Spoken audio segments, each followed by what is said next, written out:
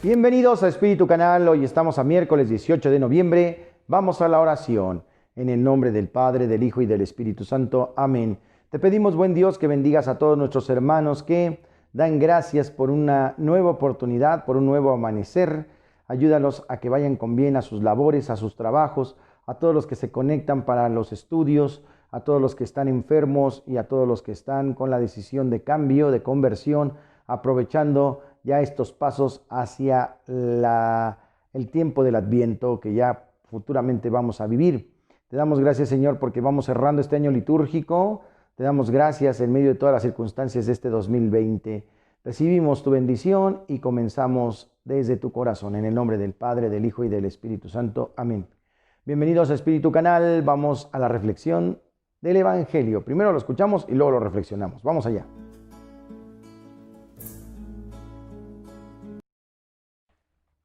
Del Santo Evangelio según San Mateo, capítulo 14, versículos del 22 al 33. En aquel tiempo, inmediatamente después de la multiplicación de los panes, Jesús hizo que sus discípulos subieran a la barca y se dirigieran a la otra orilla, mientras él despedía a la gente. Después de despedirla, subió al monte a solas para orar. Llegada la noche, estaba él solo allí. Entretanto, la barca iba ya muy lejos de la costa y las olas la sacudían, porque el viento era contrario. A la madrugada Jesús fue hacia ellos caminando sobre el agua. Los discípulos, al verlo andar sobre el agua, se espantaron y decían: «¡Es un fantasma!» y daban gritos de terror. Pero Jesús les dijo enseguida: «Tranquilícense y no teman. ¿Soy yo?» Entonces le dijo Pedro: «Señor, si eres tú, mándame ir a ti caminando sobre el agua». Jesús le contestó: «Ven». Pedro bajó de la barca y comenzó a caminar sobre el agua hacia Jesús. Pero al sentir la fuerza del viento le entró miedo. Comenzó a hundirse y gritó: «¡Sálvame, Señor!». Inmediatamente Jesús le tendía la mano, lo sostuvo y le dijo: «Hombre de poca fe, ¿por qué dudaste?». En cuanto subieron a la barca, el viento se calmó. Los que estaban en la barca se postraron ante Jesús diciendo: «Verdaderamente, tú eres el Hijo de Dios». Palabra del Señor. En la reflexión de este Evangelio, pues vemos precisamente que Jesús ha terminado con la multiplicación de los panes. Lo que ha sucedido ha sido real, el cambio de lo poquito que se tenía a un compromiso mayor. Ahí está nuestro Maestro, nuestro Señor, manifestando todo su poder, dándoles de comer a 5,000 hombres sin contar a sus muchachos, ¿verdad? Ahí está el gran amor de Dios para con todos, clarito. Sucede que los discípulos en la barca ven a Jesús caminar sobre el agua y se empiezan a espantar, llaman que es un fantasma y tienen miedo y empiezan a gritar desesperados. ¿Cuántas veces el Señor ha estado en nuestra vida y no lo reconocemos por el dolor que tenemos, por el miedo que tenemos, por la incredulidad y frialdad de nuestro corazón? Pedro dice: «Manda, mira a ti», como un grito. Ya saben que Pedro a veces es muy reactivo, ¿no? En su vida se muestra a veces así, que responde rapidito sin pensar a veces. Pues Jesús le concede y dice: «Ven a mí». Pedro empieza a caminar, pero al ver hacia abajo, caray, esto no es posible, esto no puede ser, estoy pisando el agua. Empezó a hundirse porque dudó. A veces nos pasa así. Decimos: esto no puede ser, esto no es posible, ¿verdad? No puede ser que el Señor me esté ayudando, no puede ser que las cosas estén cambiando. Algo tiene que suceder porque aquí Cristo Jesús está faltando. Y ante nuestra duda, ante nuestra desconfianza, las cosas se caen. Y el Señor nos toma en sus poderosos brazos y nos dice: «¿Por qué dudaste, hombre de poca fe? No dudes, sigue conmigo, sigue caminando. Puedes hacer cosas mayores si tú te lo propones, si tú confías en mí». Entonces no nos vamos a dejar llevar por nuestros miedos, por nuestros traumas, por nuestra vida a veces lejana al caminar del Señor en su infinito amor. Vamos a caminar en el mar. El Señor nos está sosteniendo. Recuerden que el signo del mar en la Biblia quiere decir el mal, el pecado. Jesús está por encima, por eso camina por encima de las aguas del mar, por encima del mal, y también a nosotros nos llama a eso. Confiemos en su presencia, no dudemos y vamos a saberlo descubrir en medio de la tormenta. Es nuestro Señor, qué gran poder y qué gran amor por nosotros.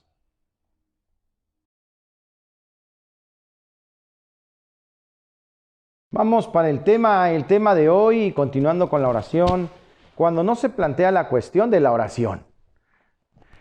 Nos estamos preguntando cómo debemos emplear el tiempo de la oración. Antes de seguir tratando esta cuestión es preciso advertir que a veces no se plantea, y esto es lo que habrá que considerar en primer lugar. La cuestión no se plantea cuando la oración fluye de la fuente, por decirlo de algún modo, cuando existe una comunicación amorosa con Dios sin necesidad de saber cómo ocupar el tiempo.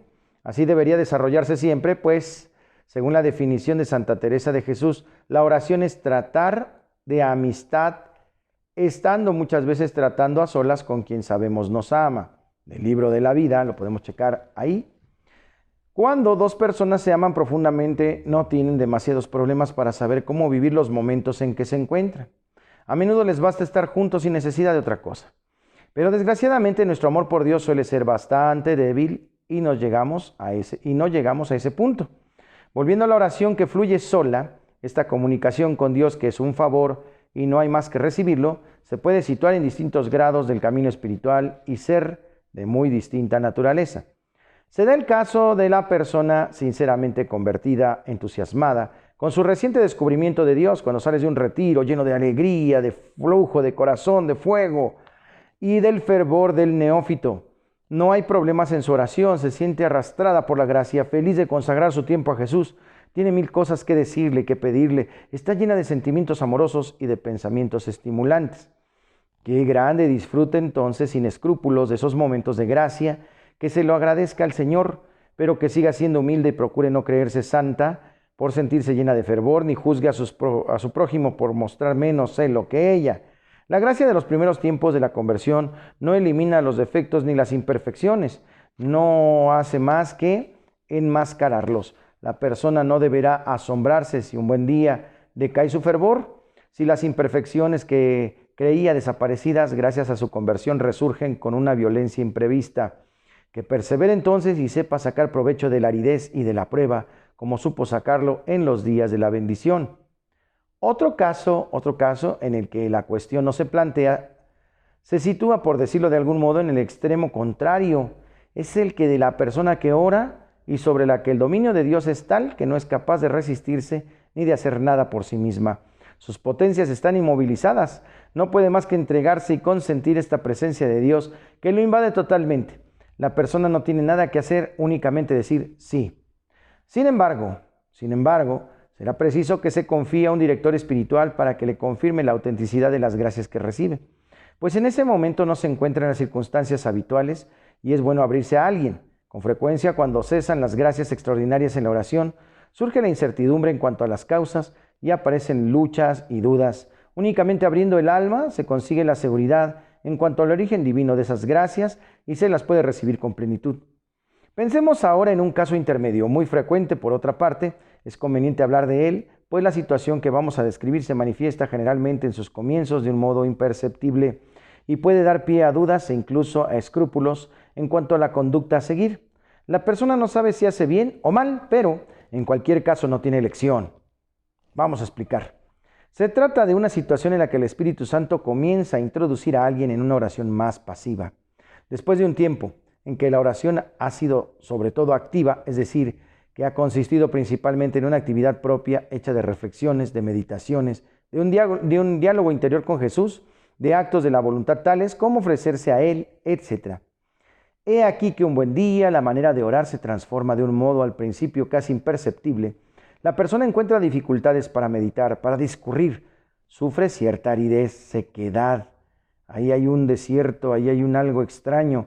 Se siente inclinada a permanecer delante del Señor sin hacer ni decir nada, sin pensar en nada especial, pero en una serena actitud de atención plena y amante hacia Dios, de contemplación. Por otra parte, esta actitud amorosa que procede del corazón más que de la inteligencia es casi imperceptible, puede hacerse más intensa después. Una especie de inflamación de amor, pero al principio suele ser casi inapreciable. Y cuando el alma pretende actuar de otro modo, reanudar una oración más activa, no lo consigue y casi siempre tiende a volver al estado que hemos descrito. Sin embargo, a veces sentirá escrúpulos, pues tendrá la impresión de no actuar mientras que antes sí lo hacía.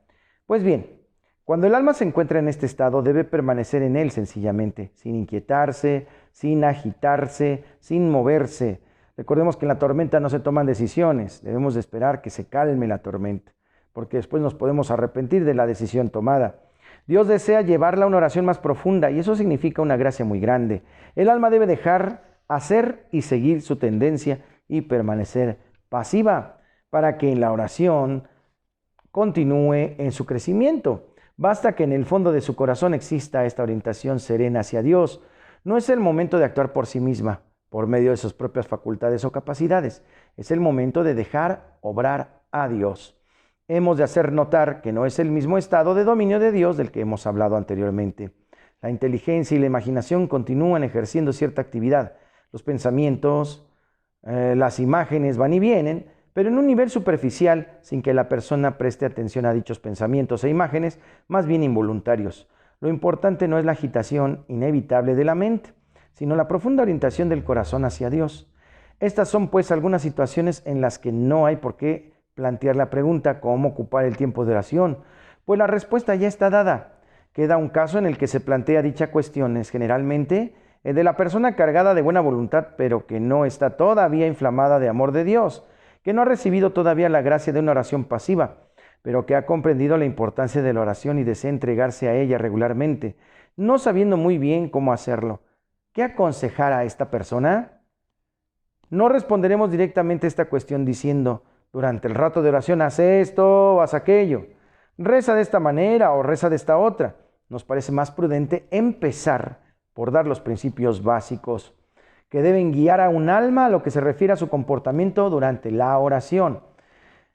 En los videos anteriores hemos descrito las actitudes fundamentales que deben orientar al alma que aborda la oración, actitudes válidas, de hecho, para cualquier forma de oración, incluso para toda la existencia cristiana en su conjunto, como ya hemos dicho. En verdad, lo que cuenta sobre todo, y lo repetimos de nuevo, no es el cómo ni las recetas, sino, por así decir, el clima y el estado de ánimo con que abordamos la vida de oración, lo que condiciona la perseverancia en ella, así como su fecundidad, es que dicho clima sea el adecuado. Ahora haremos un poco lo mismo, es decir, daremos algunas orientaciones que tomadas en conjunto definen no un clima, sino una especie de paisaje interior con sus puntos de referencia, sus caminos. Un paisaje interior que quien desea hacer oración podrá seguir libremente según la etapa en que se encuentre de su itinerario y según el impulso también del Espíritu Santo que no debemos soslayar. Conocer al menos parcialmente esos puntos de referencia permite al fiel orientarse, comprender por él mismo lo que ha de hacer en la oración. Ese paisaje interior de la vida de oración del cristiano está definido y modelado de algún modo por cierto número de verdades teológicas que veremos a continuación el día de mañana. Gracias por este tema. En la sección de santos y conversos tenemos hoy celebrando a San Román. San Román, precisamente de Antioquía. San Román fue un diácono y mártir cristiano de Siria que sufrió martirio en el 303 después de Cristo durante la persecución del emperador Galerio contra los cristianos. En el año 302 después de Cristo, el emperador Diocleciano ordenó que le fuera amputada la lengua para que no siguiese exhortando a convertirse a los paganos. Después le envió a prisión. Según narra Aurelio Prudencio, allí padeció torturas con potro y flagelación con látigos de plomo a manos de los soldados, quienes habían intentado arrasar su iglesia en Siria. La tradición cristiana atribuye el hecho milagroso de que San Román siguiese hablando sin la lengua. Un niño que lo presenciaba, llamado Varula o Varulas, se puso a proclamar la divinidad de Cristo, lo cual hizo que se fuese igualmente torturado y decapitado ante su propia madre el 17 de noviembre de 303. San Román fue estrangulado en prisión. El proceso de martirio del santo se conoce con detalle gracias al largo himno de Aurelio Prudencio, casi 1000 versos compuestos a finales del siglo IV. Otros historiadores eclesiásticos relataron el martirio con posteridad. El milagro de seguir hablando una vez amputada la lengua fue un lugar común del martirologio cristiano, incluso anterior, ya que la lengua se consideraba el instrumento ideal para alabar a la divinidad. A Varulas también se le considera mártir y santo.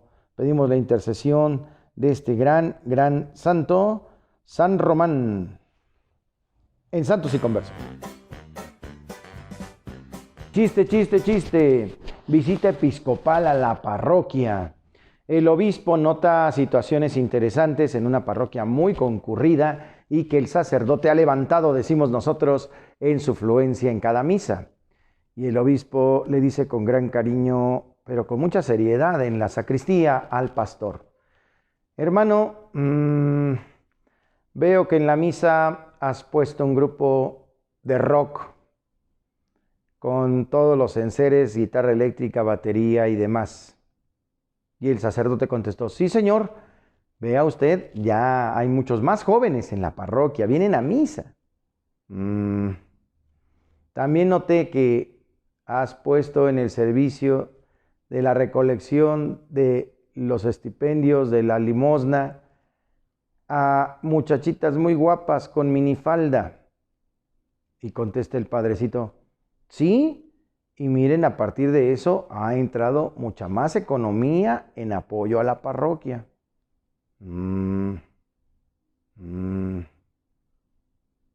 Está bien, dice el señor obispo, pero lo que no voy a tolerar es que esta iglesia se llama la Casa de Jesús y tú afuera le pusiste el Club de Chucho.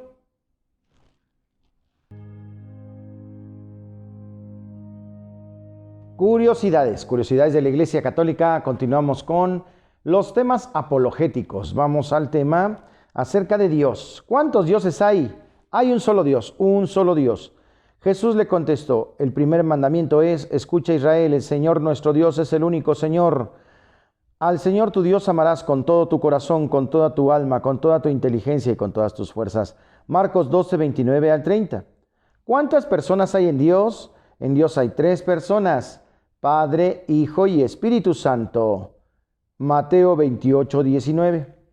Bautícenlos en el nombre del Padre y del Hijo y del Espíritu Santo. Mateo 28, 19. Ahí está, ¿verdad? Queda de manifiesto.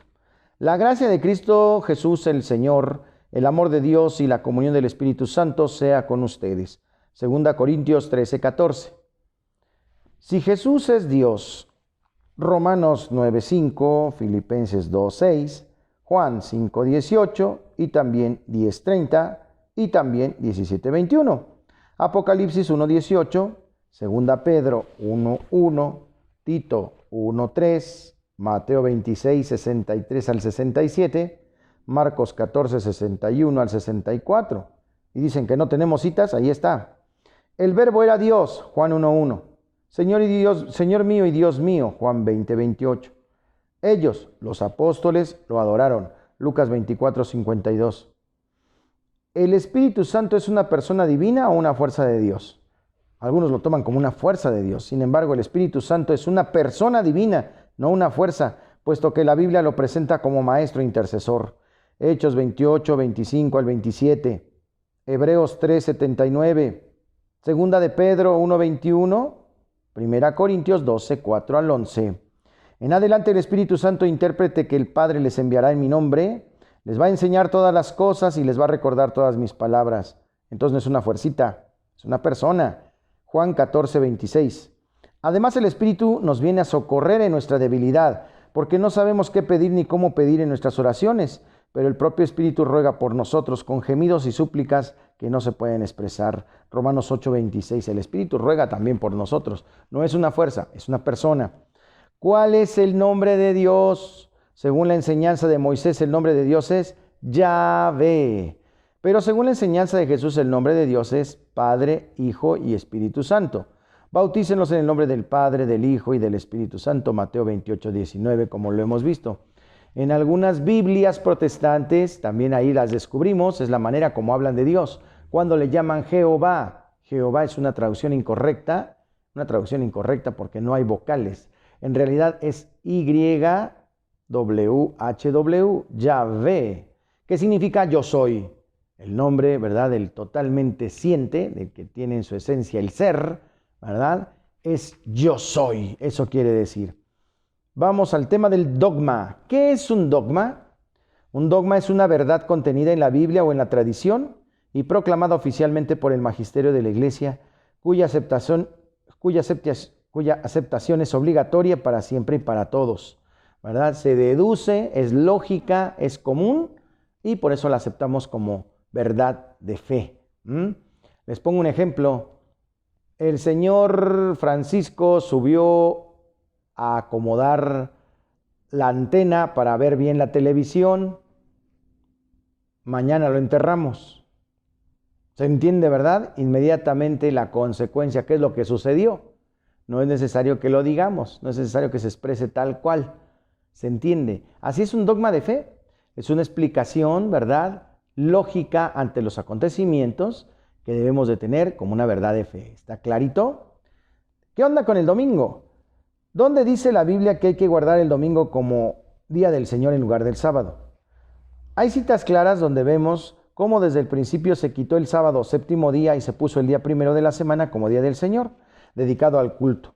En efecto, domingo quiere decir día del Señor. Por eso que nadie los venga a criticar por lo que coman o beben o por no respetar las fiestas, lunas nuevas o el día sábado. Colosenses 21:16. Hechos 27 dice, el primer día de la semana estábamos reunidos para la fracción del pan. Ya desde los Hechos de los Apóstoles. Cada domingo todos ustedes guarden lo que hayan podido ahorrar. 1 Corintios 16:2. Se apoderó de mí el Espíritu el día del Señor. Apocalipsis 1:10. Ahí está clarito el domingo, día del Señor, porque es el día en que Jesucristo nuestro Señor resucita. Eucaristía. ¿Por qué los católicos comulgamos? ¿Por qué los católicos comulgamos? Los católicos comulgamos porque así lo ordenó Jesús. Es un mandato divino.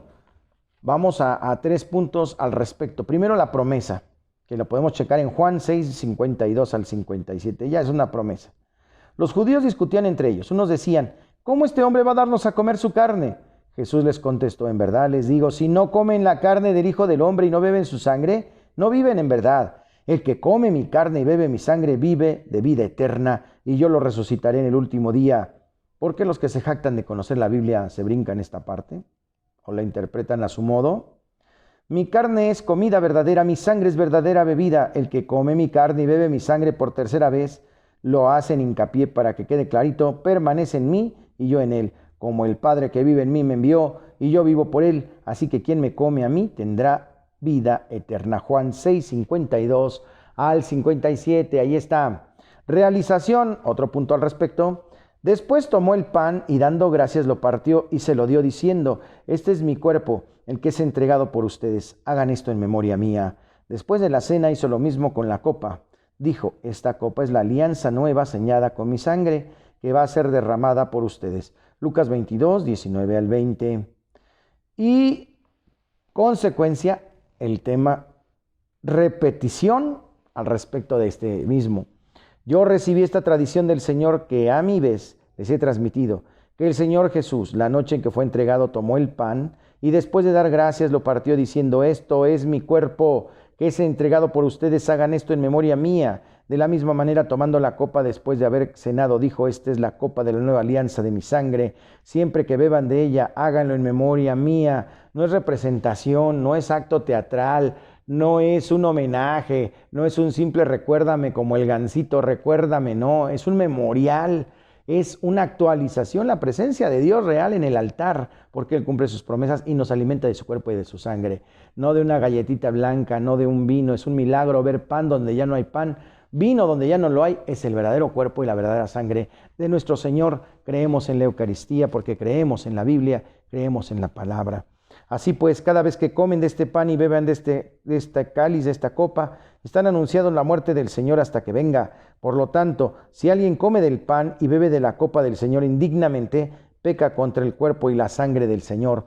Por esto, que cada uno examine su conciencia antes de comer el pan y beber la copa. De otra manera come y bebe su propia condenación al no reconocer el cuerpo del Señor. 1 Corintios 11:23 al 29. Ahí también queda totalmente aclarada la cuestión de la confesión y de la vida de gracia, ¿verdad? Incluso hay una oración en secreto en la liturgia, del momento de la liturgia eucarística, donde el sacerdote antes de comulgar, Señor, te pido que este pan no sea condenación, porque es como cambiar las bujías del coche y con esa mano mugrosa quererte comer un pan que es saludable, que es nutritivo, que da vida, ¿verdad? Pues te va a hacer daño, se convierte en veneno por tus manos sucias, ¿no? Entonces hay que lavarnos, hay que confesarnos, hay que vivir en gracia. Nosotros los sacerdotes también lo hacemos. Siguiente punto, los evangelios. Evangelion, que significa buena nueva. ¿Por qué los sacerdotes rezan los evangelios a los niños? ¿Se acuerdan que dicen, padre, écheme los evangelios? Échenle los evangelios a los niños. Dan ganas de aventarle la Biblia encima, ¡pum!, ¿verdad? No, ¿qué quiere decir esto de echarle los evangelios o rezarle los evangelios a los niños? Miren, los sacerdotes rezan los evangelios a los niños para recordar el ejemplo de Jesús y pedir a Dios por ellos.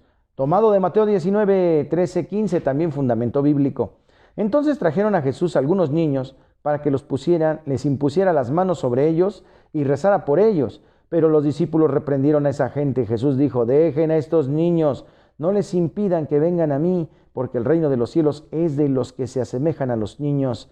Enseguida les impuso las manos y siguió su camino. Ahí está el sustento bíblico también de esta cuestión de de imponerle los evangelios a los niños. Exorcismos. ¿Qué onda con los exorcismos? ¿En qué consiste el exorcismo? El exorcismo consiste en expulsar al demonio por medio de la oración. En mi nombre echarán los espíritus malos. Marcos 16, 17. Los 72 volvieron muy felices diciendo, Señor, en tu nombre sometimos hasta los demonios. Jesús les dijo, yo veía a Satanás caer del cielo como un rayo. Sepan que les di poder de pisotear a las serpientes, a los escorpiones y a todas las fuerzas del enemigo, y nada podrá dañarlos a ustedes. Sin embargo, no se alegren porque se sometan los demonios, alégrense más bien porque sus nombres están escritos en los cielos. Lucas 10, 17 al 20. Ahí está con la autoridad del Señor. Aguas de aquellos hermanos protestantes, pastores y demás, que luego se meten a enfrentar al demonio sin tener esa fuerza espiritual o esa sucesión, y luego hay consecuencias graves, lo sabemos más adelante. Y finalmente, para este segmento, las fiestas. ¿Para qué sirven las fiestas religiosas? Santificar a las fiestas. ¿Qué onda con eso? Las fiestas religiosas sirven para favorecer un encuentro de la comunidad con Dios. La fiesta patronal, por ejemplo, es un buen pretexto para convivir, para evangelizar. No es solo la algarabía de, pongan la feria, pongan el castillo, y lululú, la. No, más bien es la gran oportunidad y debemos aprovechar los pastores para hacer actividades de espiritualidad. Horas santas, temas religiosos, invitar a alguien que dé un tema, hacer una misa especialita. Por ejemplo, aquí será la misa de los hermanos ciegos. No se les olvide, ¿verdad? Los estamos invitando para esta fiesta patronal. El próximo 21 de noviembre, sábado a las 12 del día, aquí en la comunidad parroquial. Porque Santa Lucía, nuestra patrona, es patrona de los ciegos. Digo, es una buena oportunidad, ¿no? Como San Román, ¿verdad?, patrono de los mudos, también podría haber una misa para los hermanos mudos, o llamamos sordomudos también. Hay misa para ellos, existe, por supuesto. Bueno, pues en todo caso, es una oportunidad de un clima de convivencia, de hermandad, de alegría, de esparcimiento, de ágape, ¿no?, que antes existía en la misa católica.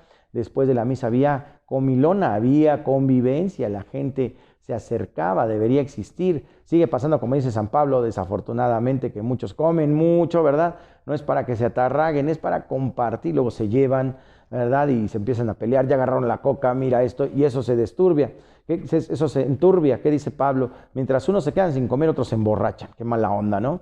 Pero bueno, es fomentar la convivencia, el esparcimiento sano, la convivencia como comunidad. El mismo Jesús participaba de fiestas religiosas de su pueblo.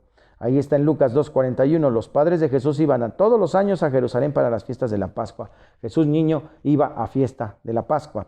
El último día, el más solemne de la fiesta, Jesús de pie decía a toda voz, Juan 7:37. Ahí está clarito y de manifiesto y con Biblia en mano, comprobadito, en la sección de las curiosidades, la apologética de la fe. Seguimos con la buena onda a continuación.